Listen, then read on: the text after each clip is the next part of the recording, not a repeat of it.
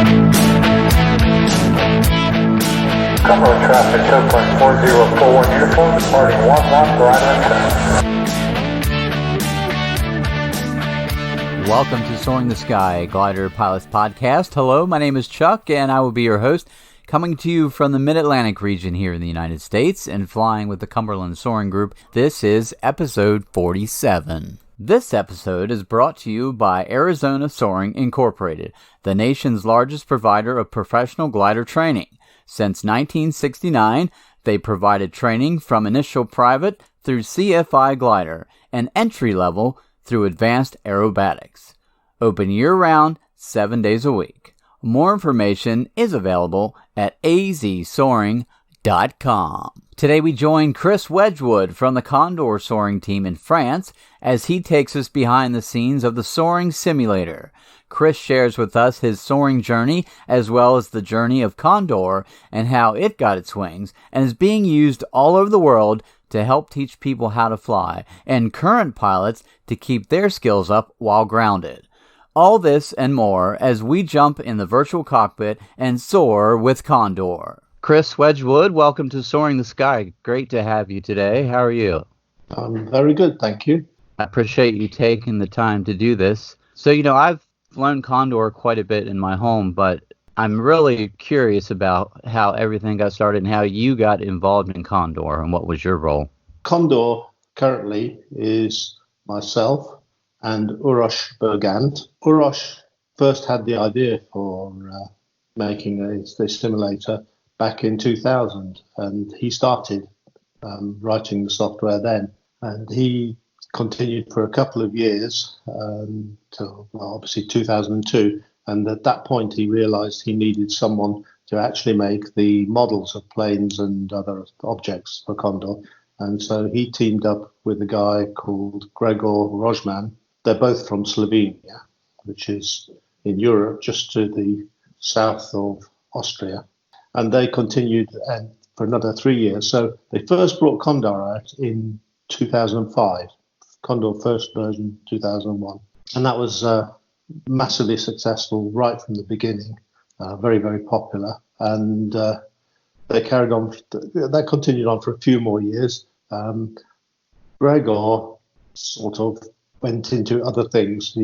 He kind of lost his focus on Condor, and he went off to do other things in about 2008, 2009. And that's the point at which I came in and started helping Uroš with models of planes and tow planes. My history is that I started gliding back in the 70s in the UK, and I did quite a few things. I've been very busy with my career at the same time, and it's been quite a conflict between getting real-time flying and family and all those other things. So I've had several large gaps. But I did quite a lot of gliding, and ended up as an instructor.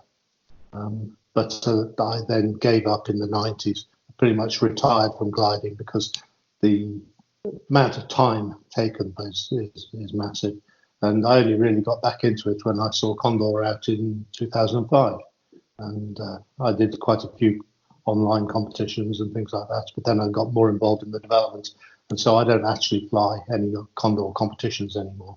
I don't have time. So from about 2010 onwards, I was making planes for Uroš, and we brought out the club class planes in a pack. And after that, we had a few years, a gap while Uroš was busy doing other things. But in 2015, I managed to persuade him to get started on a new version, Condor 2, because computers had got much more powerful and there were lots more new and interesting planes to do. And so we started at the beginning of 2015 to work on a new version, which became Condor 2.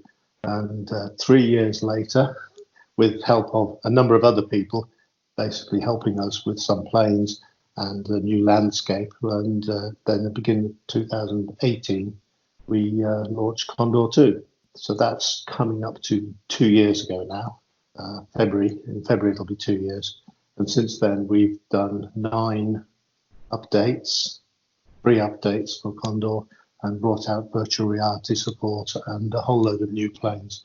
We aim to try and bring out one new plane a month throughout the winter, but in the summer there are too many other things on calls on our time, and we don't do that in the summer so much. So that's pretty much where we are now. Well, I mean, the research on those planes, that must have been a lot of work for you because they're so detailed. When I fly Condor, I'm amazed. Yeah, sure. I mean, it is very hard because most of these planes never actually even stood by one in real life. So we tend to work from manufacturers provided drawings and information, lots of photographs, and then we have a beta team who do the testing of all the planes and the program, the Condor itself. And there are about 20 people in that, and a lot of those are real live pilots, and they've got access to the planes, and so they can provide us with data. But also they provide massively valuable feedback on how it flies and how well we've managed to achieve the feeling of getting you in the cockpit and it flying exactly the same as a real life plane. I'm mostly concerned with the look of the planes and the accuracy of the modelling. Urosh is really very concerned with getting the flight model right so that it is exactly the same performance and the same feeling. It stalls the same, all of these kinds of things. It'll spin with the correct characteristics, whether the spin increases or whether there's pitch variation. So we aim to get the flight model exactly right. Well, you guys are doing a great job. Thank you. we think we're doing okay. There's always more to do, of course. There's always more improvements. I can't talk to you about that, but we are working on more improvement. Well, I am looking forward to it. I don't know how much better you can get. It's pretty awesome. The VR actually, for me, put it into another whole world. I'd been on Condor quite a bit. Had got Condor 2 about a year ago, but when I put the VR on, then that really it was kind of crazy. It's a remarkable thing, isn't it? Even so, there are some people who like it, some people who don't like it.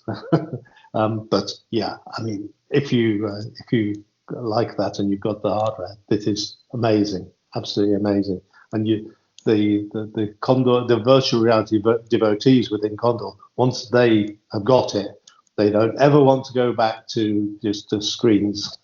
Oh yeah, obviously, I mean, I've done some Condor flying, but what type of flying can you do if you can tell others that maybe haven't experienced it yet? Well, you can do all types of flying that you can do in gliding. Yeah, I mean, from aerobatics, we have aerobatic gliders in there. They're in real life, they're not so many different pure aerobatic gliders. But of course, in any of our planes, you can do aerobatics. But we also have the specialized Swift glider, which will do that.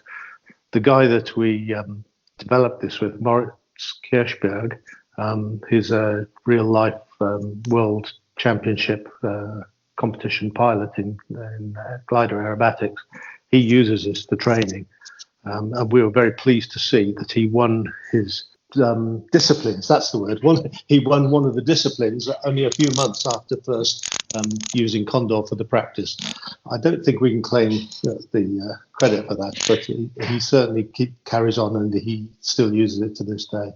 Then, of course, there's regular soaring, thermal soaring, competition flying, both online and offline. You can fly offline type competitions where you have a task and you aim to beat other people's times, or you can fly online with up to 100 people on the same server, and it's exactly like a real competition with the task setter setting particular conditions and where you're going to fly, where the turn points are. And then that's for thermal soaring, but there's also wave soaring and ridge soaring, which is obviously you have to have all of these to do a complete simulator for gliding. And then finally, I suppose it's probably not the least important, is use of Condor for training. Many clubs now and national associations are promoting Condor for use in training. In the UK, we call it ab initio, right from the start. Not sure what it's called in other countries. We've just this week heard that thanks to some work we were doing with the French Gliding Federation, the Fédération Française de Volapreneur, that they are putting simulators into all 160 gliding clubs in France, and they are supporting that with funds, and they are requiring that they use Condor, and they have developed some specialized lessons that perfectly match the French curriculum for gliding. So we're very pleased about that. But it's not only in France. I mean, previously, for several years now, in the USA, the USAF at Colorado Springs, it's the cadets training people, I forget what it's exactly called. They have over 20 seats of Condor there used for training their pilots. And that as a result, because they have over 3,000 cadets a year, and as a result, their number of cadets they managed to get to fly solo has increased because of the availability of Condor when the weather's not suitable, and also the full-time availability, because you can be flying Condor at the same time. Their instructors are flying students outside. We are very pleased with the training side, because that's going to affect the real-life safety of pilots. Better trained you are, the safer pilot you will be. Absolutely. Now, if I wanted to get, I have Condor Setup, but if someone wanted to get set up with Condor, what would they need to get set up in their home? The minimum kind of setup is a Windows PC, something relatively recent. Ideally, you want something which will be running Windows 10, because it's the best version so far, and it's a very good performing operating system. You'll need some 3D graphics chips inside there. On our website, under the support menu options, it tells you in there exactly what the requirements are for your PC. I can't list exactly all of the things right now, because there are so many different graphics cards available and chips, but it tells you there what sort of performance you will need in order to run Condor successfully. We keep these recommendations up to date when we release new versions. So far, since the beginning of version 2, we haven't had to increase the requirements, but they may increase in the future, of course, as technology improves. You can fly Condor from a mouse and a joystick, a mouse or a keyboard, but it's not really recommended. The minimum you should have is a joystick with your computer, and obviously a monitor. You can run it on a laptop if need be. Many people run Condor on laptops. So that's the minimum system. But for a step up on that, many people like to use rudder pedals. Personally, I don't, because I don't have room in my office for it. But rudder pedals, joystick, computer, that's a really nice starting system. And then, of course, as you've already mentioned, if you can get a VR headset, then that really makes it very, very special and immersive. Yeah, I have the pedals and the stick, because when I was learning to fly, I wanted to have everything to feel as real as it could be, and it's helped me out a lot. My flying, of course, in the wintertime, since we're not really doing any flying here in the Mid-Atlantic, or very little in the wintertime. In the springtime, my instructor had actually told me a few times, "Did you do any flying this winter?" And I said, "No, just on Condor." And he said, "Wow, I can tell." So it does make a huge difference. Yeah, I told you about brakes. I stopped flying, I think, in about 1992, and then I'd not flown at all of any kind until 2006, I think. So that was a 14-year gap. But from 2005, I've been flying Condor. So in 2006, I went and had a very short amount of flying at my local club, and it was just easy, very, very easy. In the first check ride I had, we soared up to 5,000 feet, and there was no issue. It was easy to center thermals and all of these things which you would normally get rusty on, because I've been using Condor, and the thermal simulation is so accurate. It was just kind of natural to recenter and feel where the lift was. I didn't even miss the fact that in Condor there wasn't all the bumps and stuff feeling through the seat of your pants. You could just do it as if it had been no time away. Absolutely. That's great. Now, What kind of feedback have you received from customers already using Condor? we, regularly we receive lots of feedback. Most of it's positive. We do have some people who would like to have their own particular glider in Condor. Lots and lots of people ask for these things, but we have a limited resource for making new planes, and although we try to satisfy everybody, there are some rare planes which we are probably never going to get to.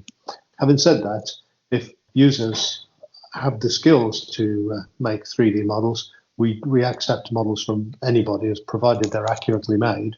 If you put the effort in to make the model, we'll put the effort in to get it into Condor.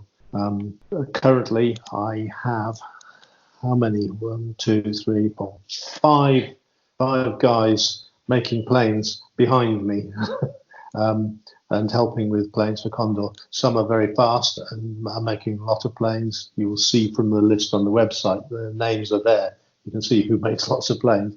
And others maybe take 1 or 2 years to craft a model for us, and then that'll come in. And usually with people who do that, we then join them into the beta team, so that because they have so much experience of making models and planes, that's very useful to us for the testing, so they can then accurately assess other people's models because they know what the difficult parts are. This is what, in general terms, for people who just fly Condor, we get very, very positive feedback.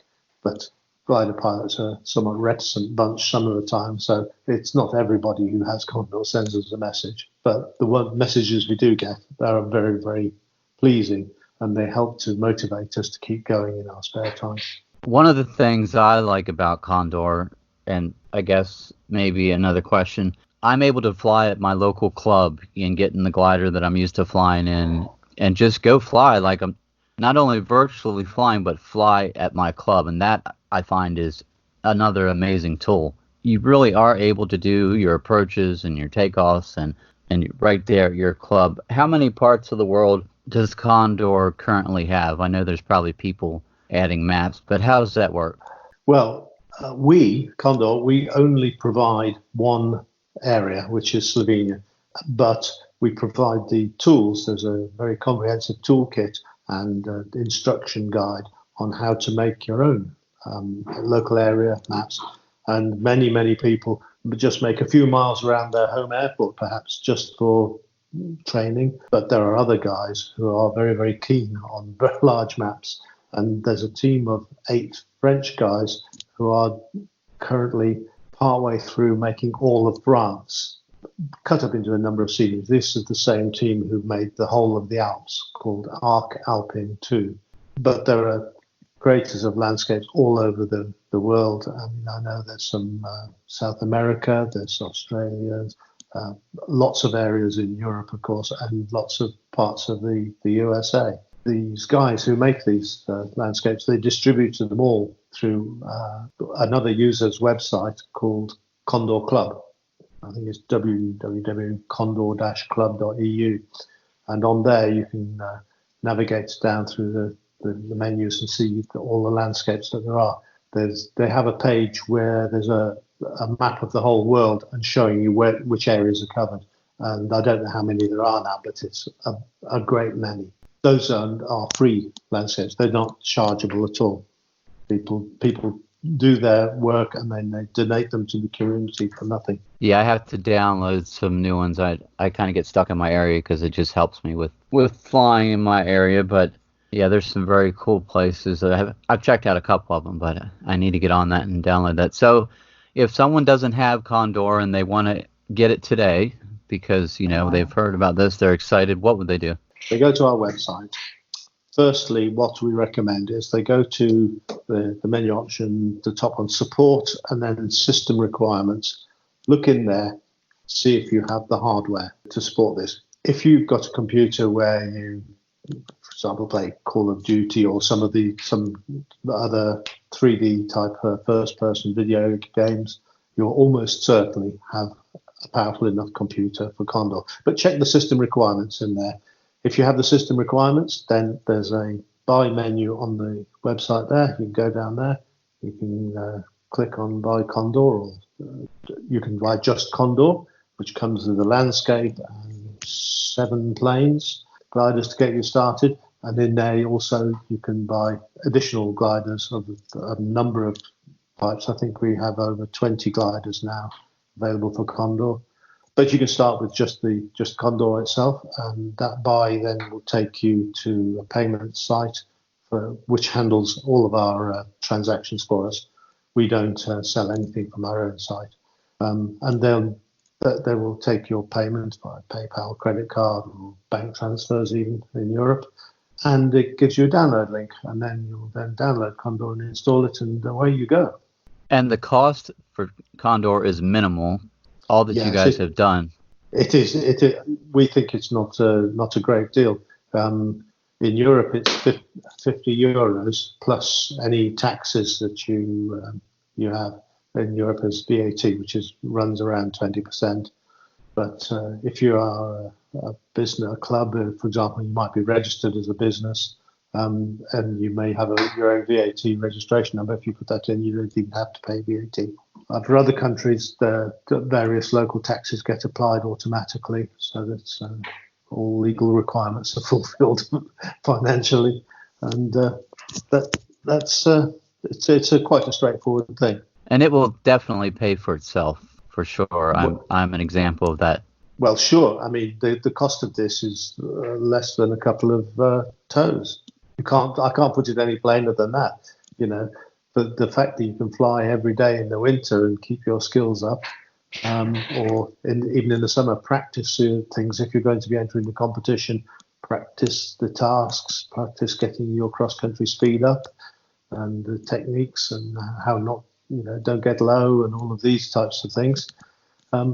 It's absolutely invaluable for such a low price, really. Absolutely. That kind of takes me to another question I wanted to ask you is, for the guys that have been soaring for a while and maybe getting into Condor or thinking about getting into Condor, there is a lot of competition flying you can do with other pilots all over the world, which is absolutely amazing. Yes, absolutely. These are worldwide people all over the world, and many of these are professional pilots anyway. I mean, just look at for example, airline pilots. There's a lot of airline pilots in here. But additionally, there are also a lot of real world competition pilots, including world champions who use Condor. We don't get notified every time one of them is spotted, and quite often these people use aliases, so you don't realise who they are. But I mean, if you can win a Condor competition day, then you're doing it right, because the skill of the people in here is enormous, absolutely enormous. I might also point out that if you like to discuss soaring topics and how to fly and how to improve your speed and these, there's also a great way, because when in competitions people use a voice channel called TeamSpeak, and there's very friendly discussion on there, and people will help you. I don't know if it's the case anymore, but we used to run training sessions for pilots to improve their cross-country speeds in English. This was a number of years ago. Maybe those things still exist, but I'm sure that if you wanted some assistance, go post in our forum, which is also available via the website, and people will step in and help with any particular difficulties you have, even when it comes to understanding aerodynamics, these things. There are many thousands of users in the forum, and someone will always know the answer. Absolutely. So much to learn. Invaluable, really. I agree. And we do moderate the forum, although we don't have any difficulties with that. It's not like the rest of the internet, where there's arguments and criticism and all these terrible flame wars going on. Despite the fact there's a lot of guys, it's very, very friendly. It's a really nice community to be joined in. It is, and that's just an example of the aviation community. It truly is a big family. It's very, very cool. I agree, absolutely. Well, there's so many things that can be done with Condor and with local clubs. I'm excited. I've been thinking about this for a while, but maybe getting something going in our club there at the glider port. So, like you said, people are sitting around, they're not able to fly. They could get on Condor. We have done some flying in the wintertime, each of us at our homes, so we get together online and we set up a task and we fly those, and that is a lot of fun. Yeah, absolutely. Because quite often, I mean, especially in clubs, or if you're sharing single seaters between people, quite often, I mean, especially if you're in a small club, you've only got maybe one or two single seaters. So if there's half a dozen of you, you can never go and fly together. Whereas in Condor, you can do this all the time, and it's a great thing to do. Compare your skills with your colleagues at the club. And if you don't have someone to fly with, a feature that Condor has is, I think it's called ghosting, and you can compete against yourself, save your file and then fly against yourself and try to beat that. Exactly right, yeah. Or an even better thing is, if you look at these the websites for these online Condor competitions, people post their flight tracks on the website. Flight track is like a replay of the whole flight, which is what the Ghost, as you described, is made from. You can download someone else's flight track and the task and all of that, load that into your own Condor, and then you can fly against this other person who may well have done very well in the competition or even won it, and see how well you compare with them. You could just follow them round, and that will be a great instruction as to thermal selection, which ones you accept, which ones you don't. Yeah, some great ideas. I mean, truly learning from the best, Exactly so. It's the same like in lots of other sports. If you compete against the best, that will improve you a lot quicker than competing against people who have the same ability as yourself. Despite the fact that you'll probably get beaten a lot to start with, you'll soon get yourself up to speed. It's okay to get beat by the best. I don't have a problem with that. Well, absolutely. Remember when they were starting, they were getting beaten by the best anyway. Nobody stepped into a glider on the first competition and won straight away. At least as far as I know, they didn't. Exactly. What's the site they need to go to? For Condor, it's condorsoaring.com. You can add www in front of that if you like, doesn't matter. Condorsoaring.com is our website. That's got all of the information and pictures and some videos of Condor and links to all the other places I mentioned, to the forum, to the buying page, and it pretty much describes everything about Condor. On the website also is the manual for Condor, so you can go and read that there, and various other downloads of the landscape toolkit for making your own landscapes. And that's it. We also have a credits page where we thank the various people that helped us to bring Condor out, and the people who contributed work with help on the website and things like this, and also all of the beta team. Well, I personally want to thank you and your crew for putting together Condor. It has helped me out greatly, and I know the guys that I fly with at the club, I know they're thankful for it. They have a lot of fun with it, and you can learn so much. And thank you guys for doing all your hard work. Well, we thank you. We absolutely love positive feedback on our efforts. It makes a great difference to us because we both have other things to do with our time. So it helps with the motivation to pick it up instead of going out for walking or some other task. But rest assured, we are completely committed at the moment, and we're doing lots more. I've got, I think I have 3 months of planes in front of me nearly ready to release, not quite finished. I'm hoping to get one released in about a week's time, and more in January, February, and March. So that'll be good fun for us, and there's lots more to come from Condor. I can't wait. I am excited.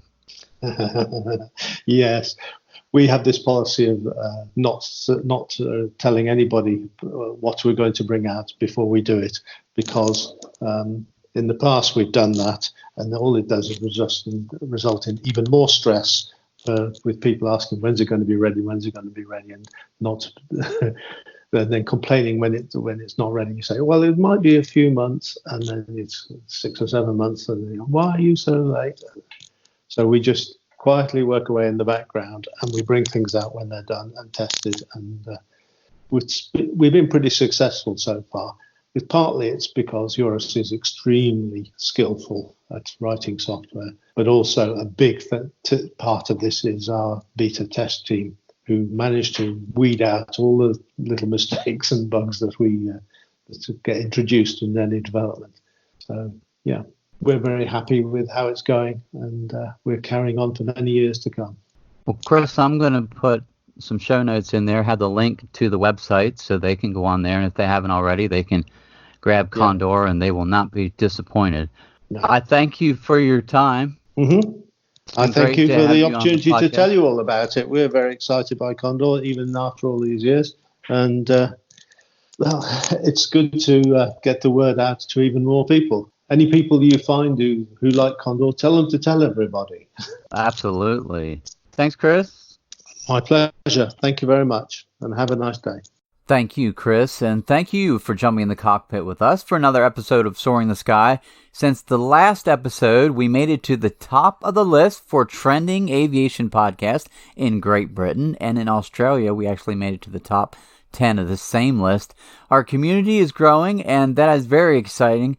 It's a great start for 2020. Thank you all for making it happen and letting others know about the podcast. Our Facebook group, that also continues to grow, and a lot of you continue to post some very interesting soaring content on Facebook. Thank you for that. Instagram is also growing, and for more information on how you can join the fun on social media and stay connected with us, Michelle has all that for you next. So have a great week. Hopefully you can get some flying in, and if not, jump on the simulator, of course, and get some flying in that way. On Facebook, it's Soaring the Sky Podcast. On Instagram, it's the same. If you would like to say hi, just drop Chuck a line at chuck@soaringthesky.com, or you can send us a note on the website. That's soaringthesky.com. Also, if you're a pilot, we want to hear your story. Just send us an email and Chuck will get in touch with you. We hope you join us next week for another great guest and adventure on Soaring the Sky.